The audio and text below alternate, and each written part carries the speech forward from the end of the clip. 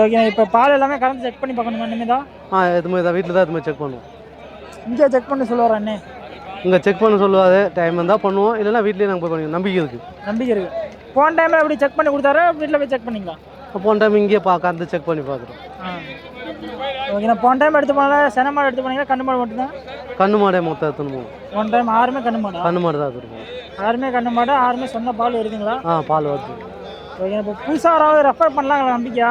தைரியமாக சொல்லலாம். ஓகேண்ணா. நம்பி 6 மாடு எடுத்துறீங்க. இப்போ அடுத்த வாரம் 6 மாடு எடுத்துருங்க. ஒரு பேரம் பேசல எப்படின்னா ஏதோ ஒளிவு மாதிரி இருக்குங்களா? இல்லை, நேரடியாக கேட்டுன்னு தான் செய்கிறாரு. இந்த ரேட்டு எடுத்துக்கிறீங்களா, இல்லை வேணான்னா விட்டுலாம், இன்னொரு மாடு போய் பார்க்கலான்னு சொல்கிறாரு. நீங்கள் ஃபஸ்ட் டைம் வந்து எடுக்கும்போது இவர் எப்படி கான்டாக்ட் பண்ணீங்க, எத்தனை மாடு எடுக்கணும், எப்படி பேசுனீங்க? ஃபஸ்ட்டு ஒரு 4 மாடு எடுக்கலான்னு வந்தோம்.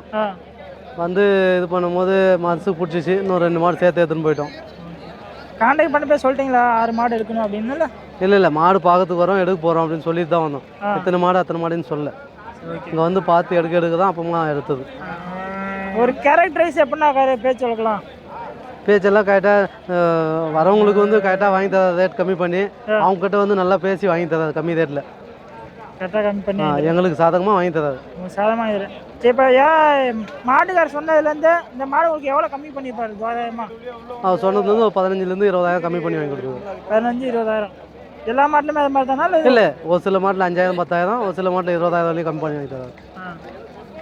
எல்லாமே கரெக்டாக சொல்லி எடுத்துறாரு.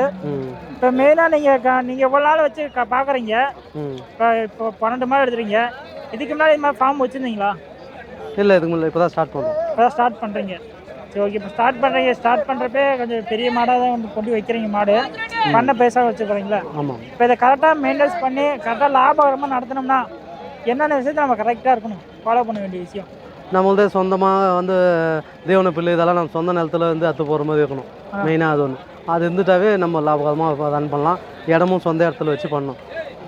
இப்போ அதிகபட்சம் பார்த்திங்கன்னா நெல் தேவை. வெயில் காலத்தில் மரம் நட்டு வச்சுருந்து நெல்லில் இருந்துச்சுன்னா இன்னும் நல்லா ஆரோக்கியமாக இருக்க மாட்டேங்குது. இப்போ நம்ம மாடு பண்ண வைக்க பெருசுலாம் அதுக்கு வந்து நமக்கு சொந்தமாக இடம் இருந்தால் தான் நம்ம வைக்கணும். ஆமாம். இப்போ வந்து இது கரெக்டாக மெயின்டைன் பண்ண தெரியாமல் ஒருத்தர் லாஸில் விட்டுறாங்க. அதுக்கு என்ன காரணமாக இருக்கும்னு நினைக்கிறீங்க? அவங்களுக்கு வந்து அதனுடைய எப்பப்போ என்னென்ன ஃபீடு கொடுக்கணும், எந்த சீசனில் எதாவது கொடுக்கணும், அந்த மாதிரி இதுவும் தெரியாது கொஞ்சம். அது இல்லாத பார்த்தீங்கன்னா மொத்தமே காசு கொடுத்து வாங்கினோம்னா கை காசு போட்டு தான் பண்ண வேண்டியதாகும். அதெல்லாம் லாஸ் ஆகிடும். சரி, ஓகேண்ணா. இப்போ வந்து மாடு நம்ம கவனிப்பு முறை வந்து வெயில் காலத்துக்கும் மழை காலத்துக்கும் பராமரிப்பு முறைங்கிறது மாறுமா இல்லை ஒரே மாதிரி தான் இருக்குங்க? மாறும், கண்டிப்பாக மாறும். அதுக்கு டிஃப்ரெண்ட் அப்படி சொல்லிடுங்கண்ணா. வெயில் காலத்தில் பார்த்தீங்கன்னா கொஞ்சம்